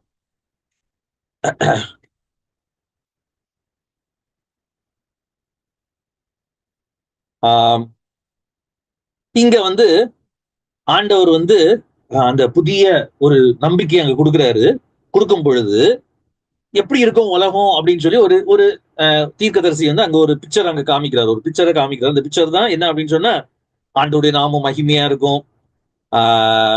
நிறைய இடத்துல இருந்து அவரை தேடி வருவாங்க. எல்லாருக்கும் அவங்க அதை நம்ம ஏற்கனவே ரோமர் படிக்கும்போது கூட இந்த வசனத்தை பார்த்தோம். ஆசாரியர்களாகவும் லேவியராகவும் ஆண்டவர் என்ன பண்ணுவார் அப்படின்னு சொன்னா, அநேகரை தெரிந்து கொள்வார். யாருல இருந்து? புறையினத்தார்ல இருந்து, அல்லாட்டா சிதறடிக்கப்பட்டு புறையினத்தாரோடு ஒன்றரை கலந்து போன இஸ்ரவேலர்னு அங்க சொல்லி இருக்குது. பட் ஆக்சுவலா அது புதிய ஏற்பாட்டு ரைட்டர்ஸ் அதை எப்படி பாக்குறாங்க அப்படின்னு சொன்னா, ஜென்டைல்ஸா பாக்குறாங்க. சோ அதை ஏற்கனவே நம்ம ரோமன்ஸ் படிக்கும் போது நான் உங்களுக்கு சொன்னது ஞாபகம் இருக்கும். பவுல் கூட சொல்றதா, புறஜாதியாராகிய பலி தேவனுடைய ஆவினாலே பரிசுத்தமுள்ள பலியாக ஒப்பு கொடுக்கும்படி நான் என்ன பண்றேன், ஆசாரிய ஊழியத்தை பண்றேன், என்னுடைய ஊழியத்தை பண்றேன் அப்படின்னு சொல்லி அவர் சொல்றதா நான் உங்களுக்கு சொல்லியிருக்கிறேன். அது உங்களுக்கு ஞாபகம் இருக்கும்னு நான் நினைக்கிறேன். ஓகே, அந்த பிக்சரை கொடுத்துட்டு இப்போ புதிய வானம் புதிய பூமி எனக்கு முன்னாடி என்னைக்கு நிக்கிறது போல என்ன நடக்கும் அப்படின்னா, எல்லா மனிதர்களும் 23ஆம் வசனத்துல இருக்குது, ஆல் மேன்கைண்ட் 23ஆம் வசனத்துல, 66ஆம் அதிகாரம் 23ஆம் வசனத்துல எல்லாரும் என்ன பண்ணுவாங்க அப்படின்னு சொன்னா, என்ன செய்வாங்க, என்னைய தொழுது கொள்வார்கள் அப்படின்னு சொல்லி எல்லாரும் தொழுது கொள்வாங்க. தொழுது கொள்ளும் பொழுது அவங்க அங்க என்ன பண்ணுவாங்க அப்படின்னு சொன்னா, போய் டெட் பாடிஸ பார்ப்பாங்க அப்படின்னு சொல்லி போட்டிருக்கு. தமிழ்ல எப்படி போட்டிருக்கு அப்படின்னு சொன்னா, என்ன போட்டிருக்கு, பிணங்களா, பிரேதங்கள், பிரேதங்கள். ஏசாயா 66:24 அங்க போய் பிரேதங்களை பார்ப்பாங்க. அந்த பிரேதங்கள் என்ன இருக்கும், புழு அங்க சாகாமலும் அக்கினி, அவங்களுடைய அக்கினி அவியாமல் இருக்கும். அதை பார்க்கும் பொழுது அவங்களுக்கு எப்படி, அவங்க யாரா இருப்பாங்க அப்படின்னு சொன்னா, அரோசிகமா இருப்பார்கள். அதாவது லோத்சம், அதாவது என்ன சொல்றது, அருவருப்பா, அது பாக்குறதுக்கே ஒரு நல்ல காட்சியா இல்லாத ஒன்றாக இருக்கும். சோ இங்க கடவுளுடைய ஃபைனல் என்ன சொல்றது, ஃபைனல் ஜஸ்டிஸ் அல்லது ஃபைனல் ஜட்ஜ்மெண்ட் பத்தின ஒரு பிக்சரா இங்க இருக்குது. சோ எல்லா மனிதர்களும் என்ன பண்ணுவாங்களா, இது எப்படி இருக்கும்ன்றதெல்லாம் நம்மளால என்ன பண்ண முடியாது, விவரமா சொல்ல முடியாது. ஆனா ஏன்னா அப்படி விவரமா நமக்கு சொல்லப்படல, சொல்லப்பட்டதுன்னு நம்ம சொல்ல முடியும், சொல்லாத நம்ம சொல்ல முடியாது. சோ இங்க ஒரு பிக்சர் இருக்குது. என்ன பிக்சர் அப்படின்னு சொன்னா, டெட் பாடிஸ் தான். நல்லா கவனிச்சு பாருங்க, டெட் பாடிஸ் தான். அது உயிரோட இல்ல அவங்க. அவங்களுக்கு ஆனா பாக்குறதுக்கு அவங்க எப்படி இருக்கிறாங்க, அருவருப்பா இருக்கிறாங்க பாக்குறதுக்கு. அது கொஞ்சம் நீங்க இமேஜின் பண்ணி பாருங்க. இப்ப நமக்கு ரொம்ப அதுல டீப்பா போறதுக்கு நமக்கு டைம் இல்லை. பட் கொஞ்சம் இமேஜின் பண்ணி பாருங்க அந்த வசனத்தினுடைய அந்த பொருள் என்னவா இருக்கும் அப்படின்றத. So he gives a picture. அப்போ மொத்தத்துல இதுதான் ஒரே பழைய ஏற்பாட்டுல நரகம் மாதிரி இருக்கிற ஒரு பிக்சர். மொத்தத்துல சொல்ல போனா இந்த கெஹனா அப்படின்றது, நான் என்னோட கருத்து, நான் என்ன சொல்ல விரும்புகிறேன் அப்படின்றது நான் உங்களுக்கு சொல்லிடுறேன். பனிஷ்மெண்ட் உண்டா? பைபிள் படி கண்டிப்பா தேவனுக்கு ஏற்ற வாழ்க்கை வாழாமல், அதான் அங்க கொடுத்திருக்கு, ரிபல்டு, கடவுளுக்கு ரிபல் பண்றவங்க, காடுக்கு அகைன்ஸ்டா இருக்கிறவங்களுக்கு பனிஷ்மெண்ட் உண்டு. பட் அந்த பனிஷ்மெண்ட் எப்படி இருக்கும், அந்த பனிஷ்மெண்ட் என்னவா இருக்கும் அப்படின்னு கேட்டா, பைபிள் டசன்ட் கிவ் இட் நம்ம நினைக்கிற மாதிரி ஒரு கிளியர் பிக்சர் கொடுக்கல. ஏன் என்ன என்ன பிக்சர் கொடுத்திருக்கு? கெஹனான்னு பெட்டஃபாரிக்கலா சொல்லி இருக்குது. இங்க பார்த்தா கொஞ்சம் டிஃபரெண்டா இருக்குது. இனி ஏசு கிறிஸ்து வெளிப்படுத்தின விசேஷத்துக்கு போனீங்க அப்படின்னு சொன்னா லேக் ஆஃப் ஃபயர்னு ஒரு பிக்சர் இருக்கும், அக்னி கடல் அப்படின்னு சொல்லி ஒரு பிக்சர் இருக்கும். சோ அகைன் மெட்டபாரிக்கல் தான். அங்கேயும் நமக்கு நல்லாவே தெரியும், நம்ம அதை எடுத்து பார்க்கும்போது நமக்கு அது புரியும். சோ அப்போ அதுக்கப்புறம் நமக்கு இன்னொன்னு தெரிஞ்சது ஒரே ஒரு விஷயம் என்ன அப்படின்னா, ஐஸ்வர்யவான் லாசருக்கு, அது லாசருடைய அந்த ஓமைன்னு தான் சொல்ல முடியும். அங்க வந்து அந்த ஐஸ்வர்யவான் எங்க இருக்கிறது, ரிச் மேன் அண்ட் லாசரஸ். அந்த ஐஸ்வர்யவான் பாதாளத்துல வேதனைப்படுற போது எனக்கு நாக்கு வறண்டு இருக்குது, லாசரு அனுப்புங்கன்னு சொல்றது. சோ நம்ம இதெல்லாம் வச்சு இமேஜின் பண்றோம். சோ அதனால is there a place for punishment அப்படின்னு கேட்கறத விட, பனிஷ்மெண்ட் உண்டா? உண்டு. இதுல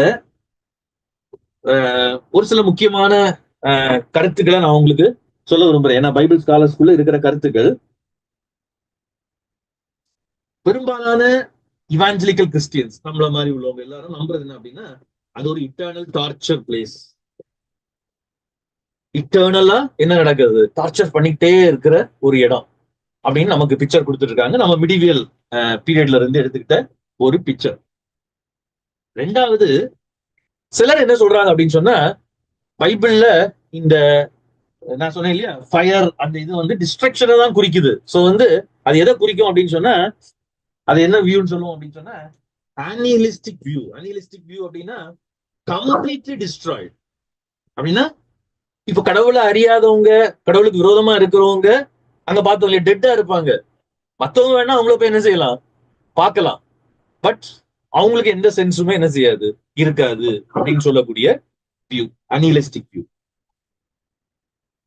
மூணாவது ஒரு குரூப் இருக்கிறாங்க, என்ன சொல்லுவாங்க அப்படின்னு சொன்னா, யூனிவர்சலிசம். அதாவது இல்ல கடவுள் கடைசியில மொத்தத்துல எல்லாரையுமே என்ன பண்ணிடுவாரு, அவருடைய மந்தைக்குள்ள சேர்த்துருவாரு, அவருடைய கீண்டத்துல கொண்டு வந்துருவாரு அப்படின்றது. இந்த மூன்று வியூஸ்ல யூனிவர்சலிசம் பைபிள்ல இருக்கா அப்படின்னு கேட்டா நம்ம தைரியமா சொல்லலாம் இல்ல. ஏன் அப்படின்னா தெளிவா பைபிள் சொல்லுது, கடவுளை எதிர்க்கிற அது யாருன்றது நமக்கு தெரியாது, நம்ம அது யாருன்றத ஜட்ஜ் பண்ணவும் முடியாது. பட் கண்டினியூஸா தேவன் தனக்கு தருகிற வாய்ப்புகளை ரிஜெக்ட் பண்ணி மனம் போல கடவுளை வாழ்ந்து கடவுளை எதிர்க்கிறவங்க they will be punished. அதுல சந்தேகமே கிடையாது. ஸோ யூனிவர்சலிசம் பைபிள்ல இருக்க, அதை அட்வொகேட் பண்றவங்க சில அவங்களுக்கு சாதகமான ஒரு சில வசனங்கள் எடுத்து சொல்லுவாங்க. இந்த அனிலிஸ்டிக் வியூ எப்படி நமக்கு தெரியாது. ஏன்னா நான் சொல்லிட்டேன், பைபிள் நமக்கு நல்லா நீங்க திரும்ப திரும்ப வாசிச்சு பாருங்க. ஹெல்ல பத்தின ஒரு டிஸ்கிரிப்ஷனை நமக்கு கொடுக்கறதுல பைபிள் இன்ட்ரெஸ்டடா இல்ல. அதான் நமக்கு முதலாவது புரிஞ்சுக்க வேண்டியது. ஹெல்ல பத்தின ஒரு பிக்சரை பைபிள் நமக்கு கொடுக்கறதுல இன்ட்ரெஸ்டடா இல்ல. ஒரு சில இடங்கள்ல சொல்லப்பட்டிருக்கிறது, பட் ஆண்டவர் நமக்கு அந்த அந்த பிக்சரை நம்ம கொடுக்கறதுல அவர் இன்ட்ரெஸ்டடா இல்ல. அதே மாதிரி இட்டர்னல் டார்ச்சரா, அந்த இட்டர்னல் அப்படின்ற அந்த இட்டர்னலுக்குன்ற மீனிங் என்ன அப்படின்றதுலயும் நிறைய கொஸ்டின்ஸ் இருக்குது. சோ நான் என்ன சொல்ல விரும்புறேன் அப்படின்னு சொன்னா, நமக்கு பொதுவா சொல்லப்பட்டிருக்கிற அந்த என்ன சொல்றது ஒரு பிக்சர், இந்த பிக்சர் இட்ஸ் நாட் பிப்ளிக்கல். முதலாவது நம்ம மனசுல வச்சிருக்கிற பிக்சர்.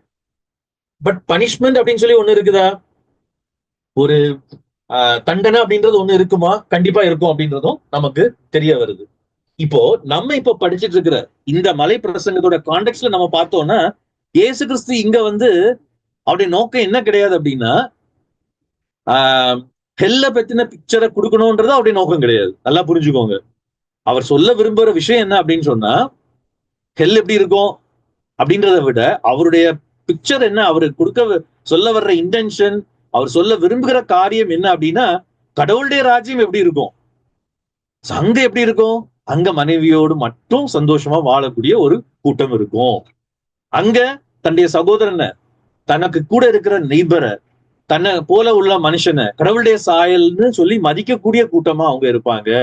சோ இந்த கிங்டம் ஆஃப் காட பத்தின பிக்சரை, கடவுளுடைய ராஜ்யம் பூமிக்கு வந்துச்சுன்னா அது எப்படி இருக்கும், அதை கொண்டு வர்றவங்க எப்படி இருப்பாங்கன்ற பிக்சரை தான் அவர் கொடுக்க விரும்புறாரு. இல்லாம நரகத்தை பத்தின. பட் ஆனா அவர் என்ன சொல்றாரு அப்படின்னு சொன்னா, அது இல்லாம இருந்தா அப்போ கிங்டம் ஆஃப் காடுக்குள்ள வரலன்னா என்ன ஆகும் நமக்கு நல்லாவே தெரியும். Destruction. There is no doubt in it. அதுல அது பிசிக், அது எர்த்லி லைஃப்லயா இருக்கட்டும், இல்லாவிட்டால் ரிசரக்டட் லைஃப்லயா இருக்கட்டும், Bible gives a picture that என்னது, தேர் இஸ் என்னது, டிஸ்ட்ரக்ஷன், அழிவு இருக்குது அப்படின்றத பைபிள் கொடுக்குது. சோ அதனால கடைசியா இந்த ஒரு லைனை மட்டும் நான் சொல்லி முடிக்கிறேன். பைபிள் கொடுக்குற பிக்சரை மட்டும் நான் லைட்டா சொல்லி நான் முடிச்சிருவோம் நினைக்கிறத.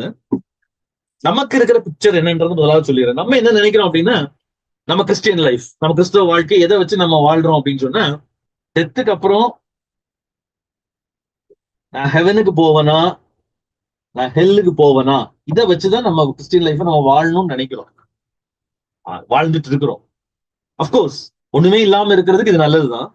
ஆனா பைபிள் நம்ம கொடுக்க விரும்புற பிக்சர் என்ன அப்படின்னு சொன்னா, இந்த பிக்சர் கிடையாது. பைபிள் நம்ம கொடுக்க விரும்புற பிக்சர், கடவுள் உண்டாக்குன இந்த பூமி எர்த் இருக்குது, ஹெவன் இருக்குது, ஸ்பேஸ். இந்த ரெண்டும் ஒன்றாக்கப்படுவதுதான் கடவுளுடைய திட்டம். அப்கோர்ஸ் இதை ஒன்றாக்குறதுக்கு தடையா இருக்கிறவங்களுக்கு என்ன நடக்கும்? Bible is not that. ரொம்ப இன்ட்ரெஸ்டடா இருக்குன்னு சொல்லியிருக்கலாம், but there is a punishment இருக்குன்றத சொல்லி இருக்குது. பட் பைபிள் திரும்ப திரும்ப இயேசு கிறிஸ்து அந்த நோக்கத்தை சொல்லும் பொழுதும் சரி, அப்போஸ்தலர்கள் சுவிசேஷத்தை பிரசங்கிக்கும் போதும் சரி, அவங்க திரும்ப திரும்ப சொன்னது என்ன அப்படின்னு சொன்னா, இயேசு has now become Lord. எதுக்கு லார்டு? ஹெவனுக்கும் எர்த்துக்கும் அதாரிட்டி உடையவரா. சோ ஹெவனும் எர்த்தும் ஒன்று சேர போகிறது. எபேசியர்ல பவுல் அழகா சொல்லுவாரு, பரலோகத்தில் இருக்கிறவைகளும் பூமியில் இருக்கிறவைகளும் ஒன்றாக்கப்படும்படியாக. so that they may be united. So இதுதான் பைபிள் கொடுக்கிற பிக்சர். சோ நம்முடைய மோட்டிவேஷன் என்னவா இருக்கணும் அப்படின்னு கேட்டா, நான் எப்படியா ஹெல்லுக்கு தப்பிச்சிடணும் அப்படின்றது நம்முடைய மோட்டிவேஷன் இருக்கு. அப்கோர்ஸ் கடவுளை எதிர்க்கிறவர்களுக்கு அதுலயும் பைபிள்ல சொல்லப்பட்டிருக்க எச்சரிப்புகள் எல்லாம் நம்ம பார்த்தோம் அப்படின்னு சொன்னா, மெயினா யூதர்களுக்கு தான் அவர் அட்ரஸ் பண்றாரு. அப்படின்னா நம்ம இப்படி கூட எடுத்துக்கலாம், அது நமக்கு கடவுளை அறிந்த, கடவுளுடைய ராஜ்யத்தை பத்தி நல்லா தெரிஞ்ச நமக்குன்னு கூட நம்ம எடுத்துக்கலாம். But at the same time அது நமக்கு எச்சரிப்பு இல்லைன்னு நான் சொல்லல. ஆனா அதே நேரத்துல நம்முடைய பர்பஸ், கடவுளுடைய நோக்கம் நம்மளை பத்தி, நம்ம அவருடைய ராஜ்யத்தை உலகத்துல கொண்டு வர்றதுக்காக பிரயாசப்படுறவங்களா இருக்கணும். மீதி நம்ம ஆண்டு சுத்தமான தொடர்ந்து இதுல ஒரு சில விஷயங்களை கூட நம்ம அடுத்த வாரம் கூட தொடர்ந்து பார்க்கலாம். உங்களுடைய சந்தேகங்கள் இருந்து கூட நீங்க எனக்கு என்ன செய்யலாம் அப்படின்னா, என்னோட வாட்ஸ்அப் நம்பருக்கோ அல்லது நம்ம குரூப்லயோ நீங்க போட்டு விடலாம். நம்ம இதை குறித்து இன்னும் தெளிவா படிக்க ஆண்டவர் உதவி செய்வார். ஜெபம் பண்ணுவோம். நல்ல ஆண்டவரே, உமக்கு நாங்கள் நன்றி செலுத்துகிறோம். எதிர்பார்த்திருந்தபடி, யூதர்கள் எதிர்பார்த்து கொண்டிருந்தபடி இவருடைய ராஜ்யத்தை கொண்டு வரவில்லை ஆண்டவரே. ஆனால் முற்றிலும் வித்தியாசமான உங்களுடைய சித்தம் இந்த பூமியிலே நிறைவேற்றப்படுகிற ஒரு ராஜ்யத்தை நீர் கொண்டு வரும்படியாக ஒதுக்கப்பட்ட ஒரு கூட்டத்தை நீர் தேர்ந்தெடுத்து இன்றைக்கு வரைக்கும் உடைய ராஜ்யம் பரவி வருகிறது. எங்களையும் கூட நீ அந்த ராஜ்யத்திலே வைத்திருக்கிறீர். நாங்கள் உமக்கு ஸ்தோத்திரம் செலுத்துகிறோம். அநேக நேரங்களிலே நாங்கள் உடைய ராஜ்யத்தின் பிரஜைகளாய், இந்த உலகத்திலே உடைய ராஜ்யத்தை கொண்டு வருகிறவர்களாய் இருக்க வேண்டிய நாங்கள் அவ்விதமாக இல்லாமல், எங்களுடைய சகோதரர்களை நாங்கள் மூடனே என்று சொல்லக்கூடியவர்களாய் நாங்கள் இருக்கிறோம். ஆண்டவரே, எங்களை மன்னியும். எங்களுடைய ஆண்டவரே, விபச்சாரம் செய்யாதிருப்பாயாக என்று சொல்லப்பட்ட அந்த வார்த்தையினுடைய அர்த்தம் அல்ல நோக்கம், ஆண்டவரே, ஒரு கமிட்டடான ஒரு திருமண வாழ்க்கை, குடும்ப வாழ்க்கைக்கு என்று நீர் எங்களை அழைத்திருக்கிறீர். அதை இந்த உலகத்துல நீர் மனிதர்கள் செய்கிறதை பார்க்க வேண்டும் என்று நீர் விரும்புகிறீர் என்பதை ஆண்டவரே நீர் சொல்லி இருக்கிறீர். கர்த்தர் எங்களுக்கு உதவி செய்யும். தொடர்ந்து இவைகளை நாங்கள் மற்றவர்களுக்கு கடத்துறவர்களா இருக்கவும், எங்களுடைய வாழ்க்கையிலே நாங்கள் அதை பிராக்டிஸ் பண்றவங்களா இருக்கவும் கர்த்தர் எங்களுக்கு கிருபைகளை தாரும். தொடர்ந்து நாங்கள் கற்றுக்கொள்ள வேண்டிய காரியங்களை கற்றுக்கொள்ள எங்களுக்கு எல்லா கிருபைகளையும் தாரும். பயிற்சியில கலந்து கொண்ட ஒவ்வொருவரையும் அவருடைய குடும்பங்களையும் ஆசித்து தாழ்த்தி திருக்கத்திலே தருகிறோம். இயேசு நாமத்தில் ஜெபிக்கிறோம்.